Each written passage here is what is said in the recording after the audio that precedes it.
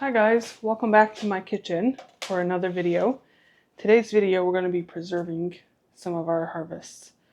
Now our garlic that we harvested quite a few weeks ago is completely dry. They've been drying on a cooling rack, not a cooling rack, a wire rack with a fan blowing over it for the last few weeks, and they are ready to be put away. We have a bunch of cucumbers here that we've harvested over the last few days, and I am excited to be making pickles with these. And I have 2 baskets full of basil that we're going to be turning into pesto. So let's get working on these. The first thing we're going to do is I'm actually going to get our cucumbers into the fridge until we're ready to use it. But then we're going to start with our basil. I'm going to destem them, wash them, and rinse them. Now this will be very tedious, very long work. So I'm going to put on some earbuds. I'm going to listen to something while I do this. So let's get straight to working on this. Fridge first. Okay, so I got my salad spinner out and I have my scale. So what I'm going to do is I'm going to weigh my entire basket, and then I'm going to weigh it again when I don't have any more leaves on it, any more basil on it, to know how much basil we harvested today. So once I have the weight of everything, my goal is to find out how much basil I was able to preserve or harvest from the garden, so that it gives me a better picture of how many basils I should be planting the following year. Do I need more? Do I need less? So that will be very helpful for me down the road. So that is why I am weighing it before, and I'll weigh the basket once it's empty to know how much basil I got off of each of these baskets. So to destem them, so I'm just pinching off the leaves the closest to where the leaf actually begins, the least of the stem possible, and getting it straight into the salad spinner, because then I'll rinse it and be able to dry it, and I don't have to transfer it in the middle. And the reason why I am trying to get the least of the stem possible into the dehydrator is because when they come out of the dehydrator, the stem is very tough, and it's not something that I would want to end it. I don't want it to end up in my final product. For the pesto, it doesn't matter as much, but for the basil that I'll be dehydrating, it will make a big difference. Because like I said, for the dehydrator, it'll come out very tough, but in the pesto, it's just going to blend up and it doesn't matter. So if you're going to be making pesto with your basil, it's fine. Just remove the leaves. It's okay if it has some of the stems. You don't want to have the very thick stems in the pesto though. You just want to have most of the leaves. You want most of the pesto to be made out of the leaves, not the stems. So I'll be doing that. It took me probably close to 2 hours. I forgot. I did check the time. I didn't note it, so I'm not sure right now. It's like a week or two after I did that right now. So I'm not sure how much we got. Sorry, how long it took me. So I'm going to do that, and then I'll show you how I clean it. Okay, I've got this mostly full now.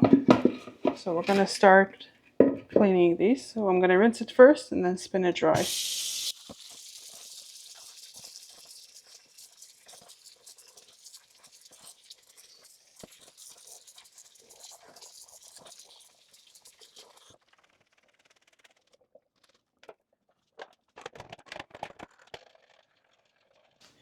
I'm getting out a bowl while the spinner is spinning our first batch of basil dry.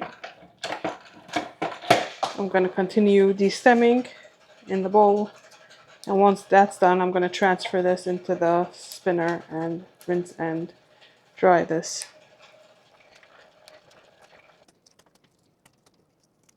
I'm going to spill any water that came off of the basil leaves. I'm going to fluff up the basil again to be able to get rid of the most liquid possible.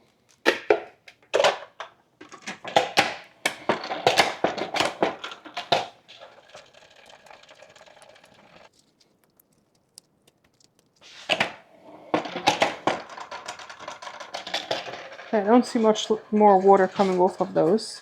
So when I finish that spin, we're gonna transfer those out and get more in.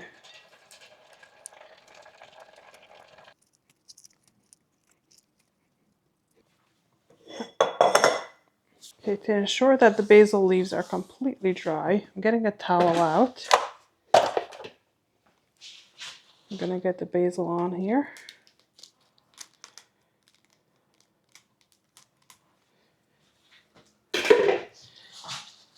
I'm gonna spread this out.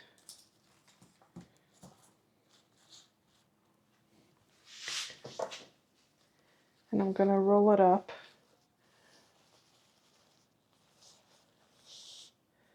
And we're gonna set this aside to dry some more. I'm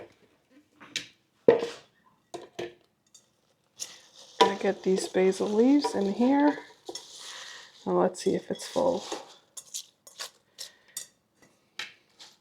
Yeah, so we're gonna keep on doing this again and again. Now that I've got all the basil from this first basket done, I'm going to weigh the basket so I can remove this weight from the total that I got before. This is 5 ounces. Well, we got over a pound of basil. I mean, it was probably a lot stem also, but it's amazing. Okay, now this morning I fed my starter, my sourdough starter. We're going to make some pesto pizza for dinner today. So the way that I make sourdough pizza is that I follow the same ratio of starter, flour, water, salt, like I do for my regular sourdough bread. Not the sandwich bread, the regular sourdough loaf of bread, which I use spice and zest. I will have that recipe for you down in the description if you want to use that. And the difference that I do is to make it into pizza dough is that when it comes time for shaping it, I don't shape it like I would a regular loaf of bread. I instead take the dough, I divide it into 4, then I form it into dough balls. By forming it into a nice tight dough ball, it makes it easier to work with and make it into the pizza crust when it's time to make the pizzas. So, and then before I set it in the fridge, I place it on a saran wrap that I get some oil on there so that the dough doesn't stick to the plastic. And then I set that in the fridge for at least an hour, and then I make my sourdough pizza with it. And like I said, we're going to make this into a pesto pizza. We're going to use the pesto that we're making today, and we're going to make a pesto pizza with it. This was perfect timing to do this because look, they were budding, a bunch of them already, but these already had flowers as well. And I wouldn't want that. Okay, now before I can clean this and I'm transfer these onto the towel to air dry, I am going to start making our pesto. I actually did some quick math and we got 3 pounds, 1.9 ounces of basil. And now we're going to start making some pesto. Okay, so we're going to get this basil into the food processor.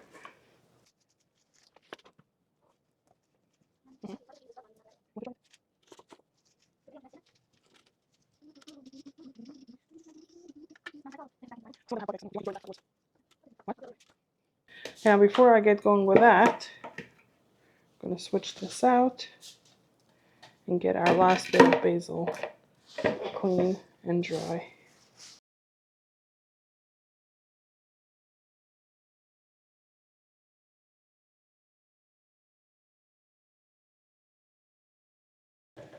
I think I can get more basil in here. Before I get going with this, it's time to add the salt to our sourdough. And now we're going to do stretch and folds every 30 minutes. Okay, so I got out my big container of sea salt, some pine nuts, and ground black pepper so that I don't have to stand here and grind the black pepper as we're doing this. And the last thing we will need is garlic. So I'm going to get some of our garden garlic for this. Okay, I don't know how much I'll need, so I bought up 4. I'm actually going to do this on the board for easy cleanup, and so that I can peel it easier. By smashing them, they'll just come out from the skin super easily.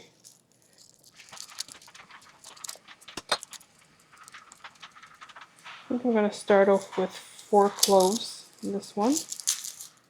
I'm going to add a bunch of the pine nuts and salt.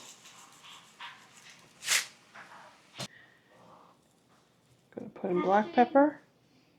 And I like using olive oil for this, so I have my olive oil out, and we're going to drizzle it in as it's blending. I'm turning it on a low number to start, and I'm going to slowly increase the speed. So before this blends up too much, I want to push down any of the basil leaves that are clinging to the side, so that those can get blended up as well. Okay, now I got out these small containers. I'm going to freeze them in these because I think this will be a very good size for us. Actually, before I divide this, I want to taste this. I want to taste this for spice.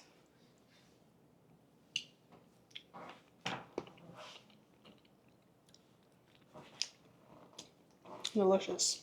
Wow.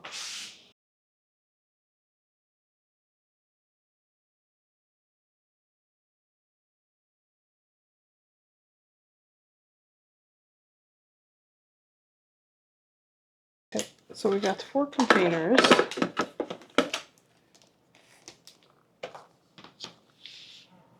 And we can start over another batch.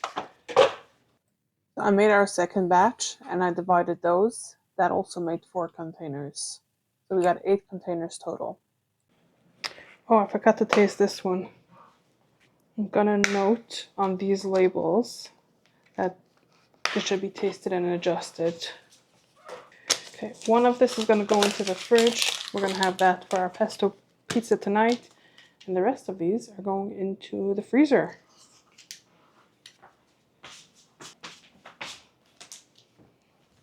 I'm gonna clean up over here. And then I'm gonna get our basil onto the dehydrator. I'm gonna leave the cutting board out though because we're gonna make our pickles and I'm gonna need to cut up some vegetables.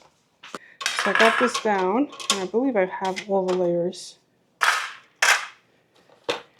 And we're gonna start stacking them.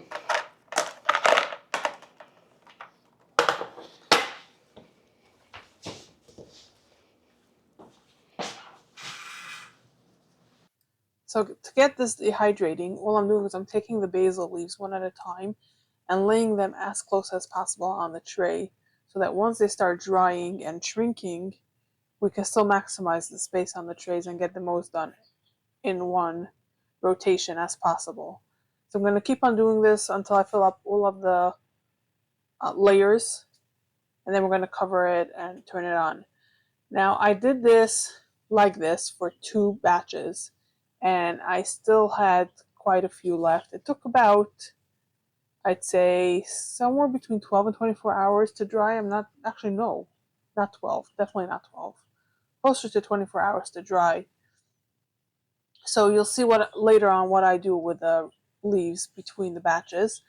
But then it was going to be Shabbos and I wouldn't be able to swap over the basil when it was done drying. So I just took the last batch that I did, ended up doing 3 batches. The last batch, I just stacked the rest, whatever I had left, I just stacked them one on top of the other. I figured it's going to take a little bit longer to dehydrate, but it's going to save me time and it's going to be okay for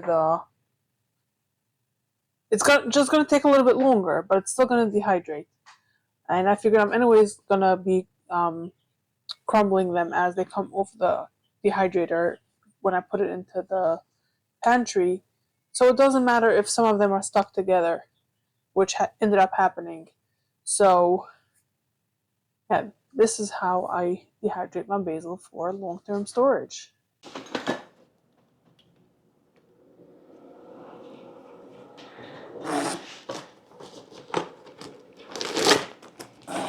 So I'm going to put this into a bag in the fridge so that we can swap out the dehydrator with the rest of this.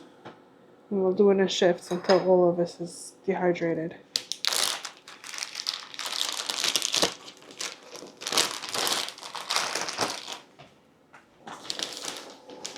I'm putting a paper towel in to preserve the crispness and the freshness of the basil.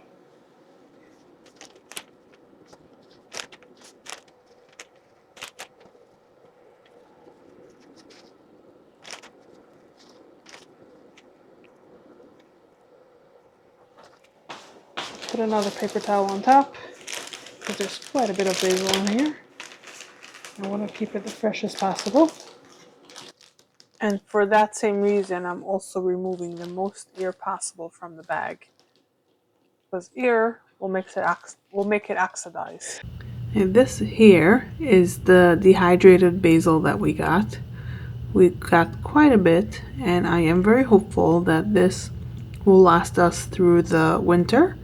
So any additional basil that we get off of our plants, we will be enjoying fresh. Or we will make more pesto. We can always have more pesto in the freezer. Now for our cucumbers. I'm gonna rinse them off first. I'm wiping them dry.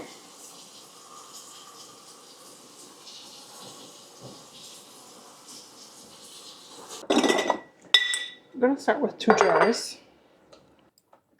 And I am also getting out some weights, which I'll show you the purpose for this as I'm making the pickles, and some covers for this as well.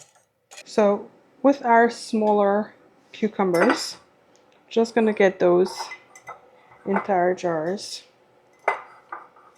or jar.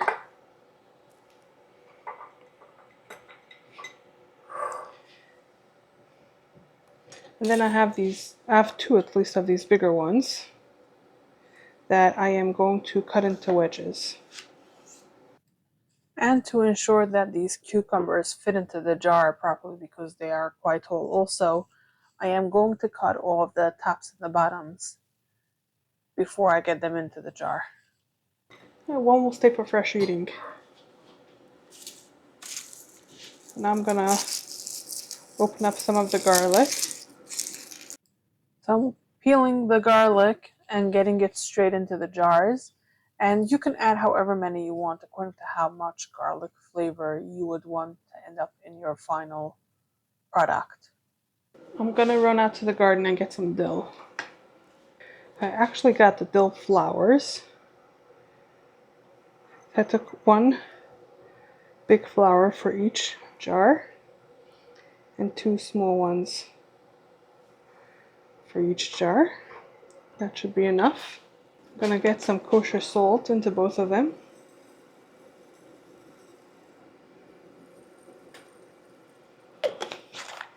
And in the sliced ones, I'm gonna add some pepper flakes to make it spicy. And now we're gonna fill it up with some bottled water all the way to the top. And I have these weights that I'm gonna put in to make sure that the cucumbers stay submerged. Now I realized that I didn't give you guys measurements for the water and the salt, and I myself didn't realize because it's been about a year since I made it last.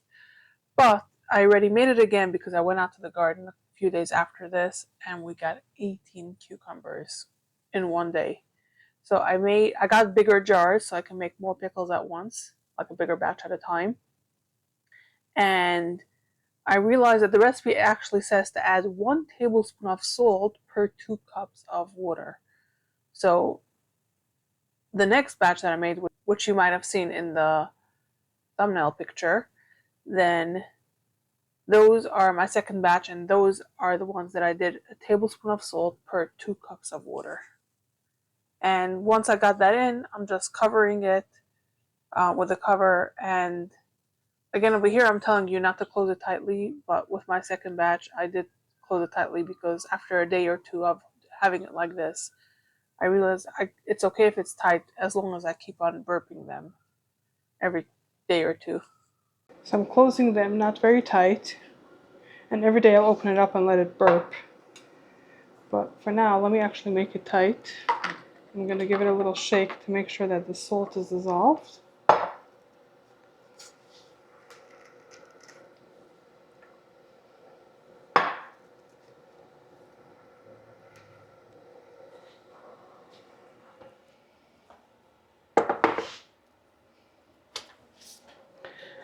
I'm going to take a little break now.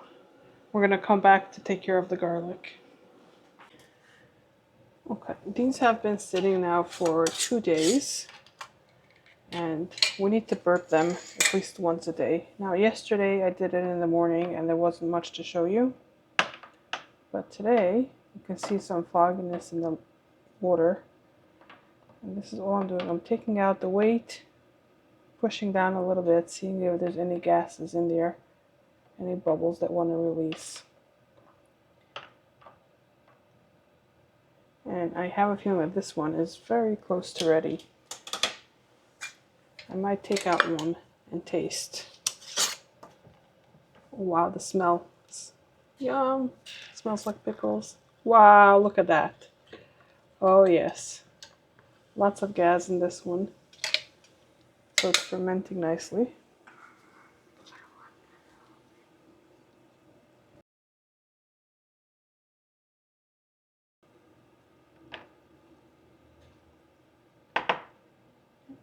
Let me take out one.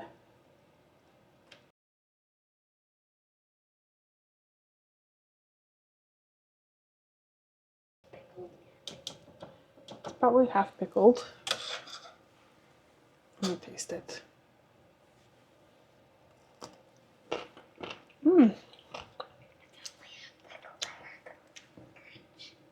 Still has a nice crunch, has a beautiful heat to it. Wow. And I think I'm gonna have my husband taste it soon too and see what he thinks, if it's ready or not.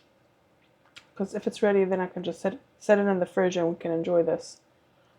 Wow, so much good flavor to this. Wow, I missed this. I was so looking forward to having these homemade pickles. So for now, we're going to cover this back up.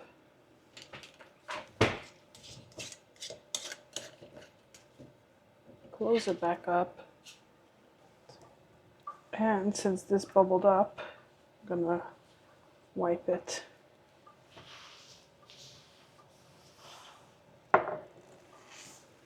Yeah, and if we think that this is ready, it's going to go into the fridge and we can enjoy it.